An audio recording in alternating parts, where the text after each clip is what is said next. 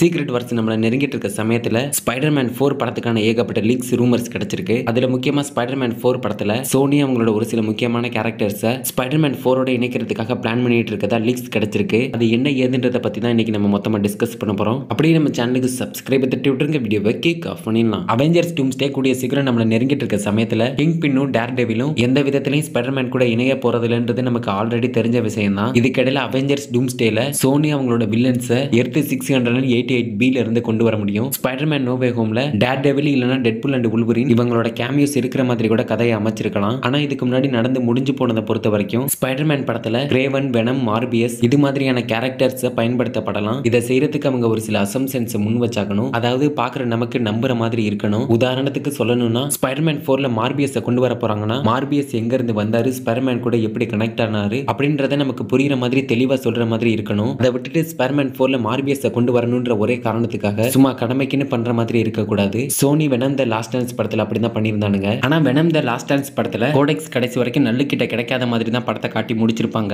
இதுக்கிடையில venom எக்ஸ்னோ pages கூட merge ஆகி ஆசிட்ல மூழ்கி எக்ஸ்னோ பேஜஸ் அழிச்சிட்டு வெனம் தன்னைத்தானே அழிச்சுக்கிற மாதிரியும் காட்டியிருப்பாங்க. ஆனா அதுல கடைசியா வெனமோட ஒரு சின்ன பார்ட்டை மட்டும் அங்க இருந்த சயின்டிஸ்ட் எடுத்துட்டு இருப்பாங்க. வெனமோட இந்த சின்ன ஒரு பார்ட்டால கூட ஃபியூச்சர்ல வெனம் மறுபடியும் திரும்பி வரலாம். அதுக்கான வாய்ப்புகளும் இருக்கு. அவெஞ்சர்ஸ் டூம்ஸ்டேக்குள்ள ஸ்பைடர்மேனுக்கு பிளாக் சூட் கிடைச்சாகணும். ஆனா ஸ்பைடர்மேன் ஏற்கனவே மிஸ்டர் நெகட்டிவ் கூடவும் அவரோட இன்னர் டீமன்ஸ் கூடவும் சண்டை போட்டிருக்காரு. இது அடுத்து வரப்போற படத்துக்கு ஒரு நல்ல லீடப்பா இருக்கும். ஸ்பைடர்மேன் ஏற்கனவே இன்னர் டீமன்ஸ் கூட சண்டை போட்டிருக்காரு. இதனால ஏகப்பட்ட உயிரிழப்புகளும் ஏற்பட்டிருக்கு. சிம்பியாட் ஸ்பைடர்மேன் கூட மெர்ஜ் ஆகி இருக்கும்போது சிம்பியாட் மிஸ்டர் நெகட்டிவ் கொல்ல சொல்லும் போது கூட ஸ்பைடர்மேன் மிஸ்டர் நெகட்டிவ் கொல்லாம அவரை தடுத்திருப்பாரு. அதோட பிளாஷ் தாம்சன் மாதிரி பாதிக்கப்பட்டவங்களுக்கு உதவவும் செஞ்சிருப்பாரு. அதுக்கப்புறம் மேடம் வெப் ஸ்பைடர்மேனை மீட் பண்ணி சிம்பியாட் அவரை நோக்கி வந்துட்டு இருக்கதா அவரை எச்சரிச்சிருப்பாங்க. சிம்பியாட் அவங்களை நோக்கி வர்றதுக்கான காரணம் மிஸ்டர் நெகட்டிவா கூட இருக்கலாம். அதனால மிஸ்டர் நெகட்டிவ் அழிக்கிறதே கரெக்டா இருக்கும்னு முடிவெடுக்கவும் செய்றாங்க. ஆனா அதுக்கு முன்னாடியே கிரேவன் பதுங்கி இருந்து ஸ்பைடர்மேனை தாக்கிடுறாரு. இதனால கிரேவனோட விஷம் ஸ்பைடர்மேன் உடம்புக்குள்ள பரவிடுது. அப்போ ஸ்பைடர்மேன் நில தடுமாற கிரேவன் ஸ்பைடர்மேனை சுட்டு மண்ணோட மண்ணா மண்ணுக்குள்ள புதைச்சிடுறாரு. மண்ணுக்குள்ள புதைஞ்சிட்ட அப்புறம் ஸ்பைடர்மேன் கண்ணு முழிச்சு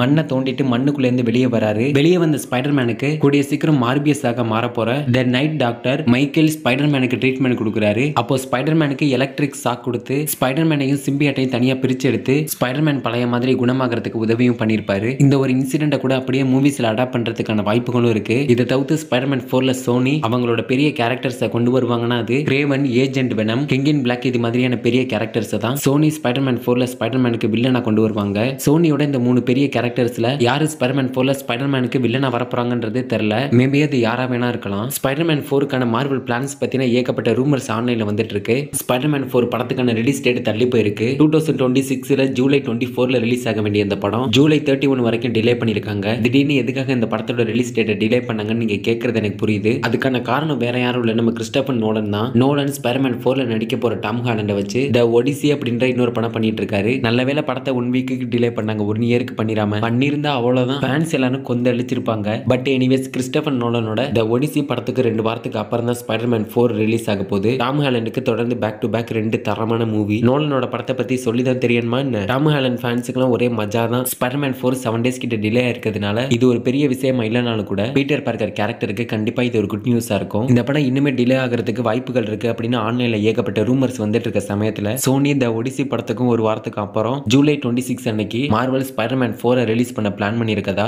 சோனி இதை கன்ஃபார்ம் பண்ணிருக்காங்க. மார்வல் எடுக்க போற படத்துக்கு சோனி எதுக்காக கன்ஃபார்ம் பண்ணணும்னா ஸ்பைடர்மேனுக்கான ரைட்ஸ் சோனி கிட்ட தான் இருக்கு. அதை கடன் வாங்கி தான் மார்வல் பண்ணிட்டு இருக்காங்க. அதனால மார்வல் ஸ்பைடர்மேனை வச்சு என்ன பண்ணாலும் சோனி கிட்ட பர்மிஷன் வாங்கி தான் ஆகணும். ஸ்பைடர்மேன் 4 டிலே ஆயிருக்கிறதுனால சீக்ரெட் வார்ஸ் டூம்ஸ்டே படத்துக்கு நாட்கள் குறையிறதுனால இவங்களுக்கு ஒரு பக்கம் ஒர்க் பிரஷர் இருக்க தான் செய்யும். இதுக்கிடையில ஸ்பைடர்மேன் 4க்கான கதை என்ன மாதிரி இருக்க போகுது அப்படின்னு ஆன்லைன்ல ஏகப்பட்ட ரூமர்ஸ் வந்துட்டு இருக்கு. எதை நம்புறதுனே தெரியல. இது மல்டிவர்ஸ் நோக்கி நகர போதா இல்ல captain America brave new world மாதிரி சோலோ படமா இருக்க போதான்றது சுத்தமா தெரியல. ஆனா இந்த படத்துல மார்வலோட ரொம்ப ஃபேமஸான கேரக்டர்ஸ் எல்லாம் இருக்க போறதா ரூமர்ஸ் கிடைச்சிருக்கு. எம்சியூல ஸ்பைடர்மேனோட அடுத்த பயணம் எப்படி இருக்க போகுதுன்னு உண்மையில யாருக்குமே தெரியாது. லாஸ்ட் இயர் டிசம்பர்ல ஸ்பைடர்மேனுக்கான பிரான்சிஸ் ப்ரொடியூசர் எமி பாஸ்கல் படத்துக்கான ஒரு மிகப்பெரிய அப்டேட்டை ஷேர் பண்ணியிருந்தாரு. டெஸ்டின் டேனியலோட படத்துக்கான ஷூட்டிங்கை கூடிய சீக்கிரம் ஆரம்பிக்க போறோம் அப்படின்னு இந்த படத்துக்கான ஒரு மிகப்பெரிய அப்டேட்டை ஷேர் பண்ணியிருந்தாரு. அதோட அந்த படத்துல பீட்டர் பார்க்கர் ஒரு பீட்டர் பார்க்கரா தன்னோட வாழ்க்கையை வாழ்றதை விட ஸ்பைடர்மேனை வாழ்ற மாதிரி தான் இந்த கதையில அதிகமா ஃபோக்கஸ் பண்ண போறாங்களாம். சாங்ஸே அப்புறம் தி லெஜெண்ட் ஆஃப் தி 10 ரிங்ஸ் இந்த 2 படத்தை டைரக்ட் பண்ண டெஸ்டின் டேனியல் ஸ்பைடர்மேன் 4க்கான ஸ்கிரிப்டை ரெடி பண்ண போறாராம். அவர் கூட சேர்ந்து கிறிஸ் மெக்னா, எரிக் சாமர்ஸ் அப்படின்ற இவங்களுமே அவர் கூட சேர்ந்து ஸ்கிரிப்ட்ல ஒர்க் பண்ண போறாங்க. பொறுத்திருந்து பாப்போம் எப்படி பண்ணிருக்காங்கன்னு. இதோட இன்னொரு பெரிய ரூமரும் ஆன்லைன்ல பயங்கரமா லீக் ஆயிட்டு இருக்கு. அது என்னன்னா ஸ்டார் வார்ஸ் ஆக்டர்